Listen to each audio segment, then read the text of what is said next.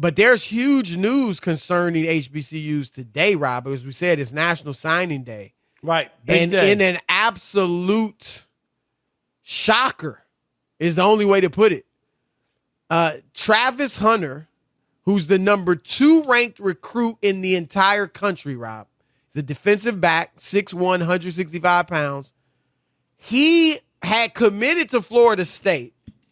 He decides instead of going to Florida State that he's going to go to Jackson State, which, Rob, is FCS. That's Division I AA for the old school cats. Yep. Right? That's not the highest division. But he's going to go there to play for probably the greatest cornerback ever, Deion Sanders. And obviously, Deion could say, my man, ain't nobody going to teach you this position better than me. And he's absolutely right. I played it. I made it to the Hall of Fame, the whole 9 yards. Right. Yep. And so, and they're also Rob G. Get on here. Rob G, give us, because name, image, likeness. The new laws, Rob, may have had something to do with this. Rob G, give us the update on the name, image, likeness, and how that may have had something to do with this. Well, as you guys know, Deion Sanders is the coach at Jackson State, and he does host a podcast still with Barstool Sports. And according to multiple outlets, part of the reason why Hunter went to Jackson State is because Barstool Sports and their parent company, Penn National Gaming, gave him a name, image, likeness deal worth upwards of $2 million. Woo! I'm happy for old boy. I don't know what his, financial situation was like, but whatever it was like, Rob, $2 million will help. I don't care if dude is upper class, filthy rich. Another $2 million. That's $2 million no matter what, right? Yeah, that's even before you know for sure you're even going to the NFL. You don't even know, Chris. Right. You know what I mean? Like right. There's no guarantee. There's a lot of great kids who come out of high school who go to college football and don't make it. Absolutely. That's just fact. Basketball, football, whatever it may be. But Rob, beyond the money, first of all, this is where the name, image, likeness. And obviously, Deion Sanders is in a unique position working for Barstool, being a legendary football player himself. But, Rob, name, image, likeness, in this case, even the playing field. Let's just keep it real. It evened the playing field. Right, and I'm not mad at Travis Hunter if, because maybe it wouldn't have mattered. I'm not mad at him, Rob, if he would not have gotten that $2 million if he had still gone to Florida State. Because we all need money to, function in this world. So I'm not mad at the kid at all. But I am proud of him for picking an HBCU. I am too. I mean, what a great we've always said this. Scouts go where the talent is. Like, if you're talented, it doesn't matter what school. A lot of great players. We always talk about Jerry Rice. Went to an HBCU, Chris, right? Arguably the greatest player ever. Exactly. And so if you're talented, it doesn't matter. Walter Payton. Right. I know that was years ago, but still. Right. T.O., right? Scouts, T.O., great point. Yep. Scouts will find you if you're talented. And I'm not mad either if Barstool was involved, Chris, only from this standpoint. For years before, the boosters used to give the kids money anyway. I mean, come on. I remember. And even now. No, I know. Nick Saban's got his hookups, right? But I remember Chris Mullen, when he was playing basketball at St. John's, had a no-show job at a dealership on Staten Island or somewhere, that was funding St. John's players. Yep. And he didn't go to the job, but they paid him every week. You know what I mean? Yep. Like, there were no-show jobs and all kinds of stuff where people were getting money and getting loot. So this is not new at all. This is just, it's out in the open now, Chris. Yeah. And that's what I mean by it's not new. But kids getting money to go to these schools and go places, and now if it makes it an equalizer and they're now willing to go to a school, an HBCU, that's tremendous. Absolutely. And Rob, I've always said this, and I think you have as well.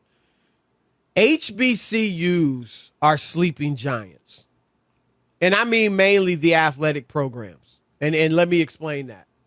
And I'm not saying every black athlete who's awesome has to go to an HBCU. Rob, you and I didn't go to HBCUs. All right, so my wife didn't go to an HBCU. My daughters didn't go to HBCUs. Now, a ton of my family did. My parents did. My uncles, all my uncles and aunts, my brother. I got a lot of family that went to HBCUs. Right. Cousins and all that. But they are a sleeping giant in this regard. Can you imagine if half of the great black athletes, football and basketball, went to HBCUs? Right. Those programs would be national powers. Right. And they would have the money. There is no ifs, ands, or buts about it. And they would have the TV money, Yes. Chris, because the networks would we're not in the broadcast days the of best segregation talent anymore. Absolutely. Right. If Howard's got the fifth-ranked basketball team in the country, guess what? They're putting Howard's those playing games on national television. Absolutely. It's just that simple. Morehouse, Xavier, Spelman, whatever. Not Spelman. Spelman's all girls, but right. For women, maybe they get on. But yes, you're getting on. You're in March Madness. You're in the bowl games, and that money. And this is what is really would excite me. Yeah, the money could help the programs. You build better facilities. Basketball, football, and all that. But, Rob, the money could also, as it is used sometimes at these other schools, it could go to strengthen the entire school, the academic programs, the buildings, all of that stuff, the facilities beyond sports. And then you're talking about lifting the entire level of the HBCU, not only athletically, but academically, because, look, we know it's about money. And the more money you have, the better, the more resources you can put into your school. And in the black community, Rob, we need institutions. In addition to a lot of other things we need and we need to fight for, we need strong institutions. And the more we could strengthen the HBCUs, the better off and stronger we be as a people. And that would make our country stronger. Right. It's a trickle-down effect. And 100%. Absolutely. I've always said this, and I'm not knocking people who give back to their black athletes who give to their alma mater. But don't go make it into the pros and giving millions of dollars to Michigan or Michigan State or USC or Notre Dame is ludicrous. It just is. I'm with you, right? Even if you graduated from those schools are set. They have endowments, Chris. They're making money off of interest. Your $2 million, right? I'm to sorry. USC. Come on, man. Right? They got endowments that are just eye popping of the money that they rake in, and a school in HBCU could easily needs that kind of endowments and whatnot. I know Spike Lee down in Atlanta. I think he's a part of Morehouse, Chris. He went to Morehouse. He's funded the journalism program, the sports journalism program at Morehouse. It's tremendous. His own money and his friends and his people who have donated to help train, young black men in the sports journalism field at his alma mater. Yep. It's outstanding. Rob, Harvard University has the biggest endowment in the country. What is it? 40. It's over $40 billion. But would it be? Let people know that. $40 billion. Okay. USC, their endowment is 5.9. At least that's what it was in 2020. Let's say $6 billion. $6 billion. Do you know what the endowment is for all 100 plus? I think it's about 104, 107 HBCUs in the entire country. Is it $1 billion, $1 billion? It's between $2 and $3 billion. Okay. For and all that's for 100 schools, plus together. So, and like you said, if you went to Texas or you went to USC or Ohio Michigan State or something and you want to give them some money, fine. But also, I would say give to an HBCU. Right. And look, and Rob, I've heard horror stories. Because a lot of times HBCUs, sometimes you got to rob Peter to pay Paul. Somebody gave you money for this sport or something, but you've got deficiencies in other areas, so they've used it for that as well. Earmark it. Right. Right? If you Can't want be that, spent on that anything $2 million, else, right. Got to go to the basketball program. Got to go to the football program or something. And I'll say this, Rob. My family's got an endowment at Xavier University in New Orleans, which is an HBCU. My parents, and that's where so much of my family went. And I give to that Right. more than I give to my alma mater, Oberlin College in Ohio. Oberlin College is they have money there. I'm They not got saying money. that they got I'm not saying I USC haven't given them endowment. anything. Right. Right. And Oberlin was the first college in the country, Rob, to admit African Americans on a we admit people regardless of their race. That was their policy. That's unbelievable. They That's were the the first. school. Wow. Yep. They were first to have women. They sent Moses Fleetwood Mac. You probably heard of Moses Fleetwood Walker, I think his name. First black baseball player. He went to Oberlin. Wow. So, I mean, there's a rich history. And like I said, I've given there and given back in many ways. But I give to this HBCU, too, because we as African Americans, man, we got to support our own. And I would love it, Rob, if these athletes. I remember Dr. Dre, God bless him. He gave 35. I'm going to say it was 35 billion. Million.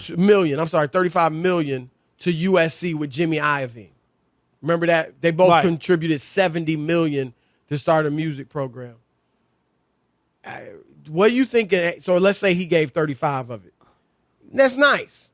What do you think some of these HBCUs could have done with 35 million? No, there's no doubt about it. And again, you just pointed out how much USC already has. And that's not that it's not that it's not going to help some students at USC, but I don't think they need it as much. And I teach there, and it's a great school, Chris. And even stuff that I've done, like I'm hoping, I've been in contact with my school to start a, like a kind of a Rob Parker scholarship or for journalism students. Right. But I'm also going to do one at Southern Connecticut, but also one at the HBCU where I didn't go. Right. So I'm going to have two. Do you see what I'm saying? I want to start two, one at my school and one at the HBCU. So that's what I've been working on to try to make happen for next year. Great. So it is possible that you could help where you went, but also earmark money for HBCUs. And this is great to see. I love that Deion Sanders is doing this. He has the ear and partnership with Barstool, which is fine. Right. And then did you see, I had a quote here Rob G sent me, and this is what Jumbo Fisher on. Jumbo Fisher? Yeah, Jumbo Fisher on the Feinbaum show. And he's laughing as he's saying this. And Chris, here's the quote. There's a lot of the NIL deals going on before all this was going on. They just weren't legal. Nobody knew nobody. You know what I mean? Absolutely. Like, this is what I said. This is not new. This is not new. Absolutely. And so this is great and good for Deion Sanders. And I'm going to be pulling for that kid to get to the NFL and be terrific. And he said, Rob, he wanted to start a trend, and hopefully he does start a trend. And, Rob, we complain a lot about the need for more black college coaches in NCAA football, right? Well, this is a way to get it done. We've already said that if players start in the athletic, right? I mean, if brothers start going to these HBCUs because I want to play for Deion Sanders or I want to play for so and so, I want to play for Hugh Jackson, right? Yeah, exactly. You're gonna start seeing more black coaches at these big, predominantly white institutions. So use your power.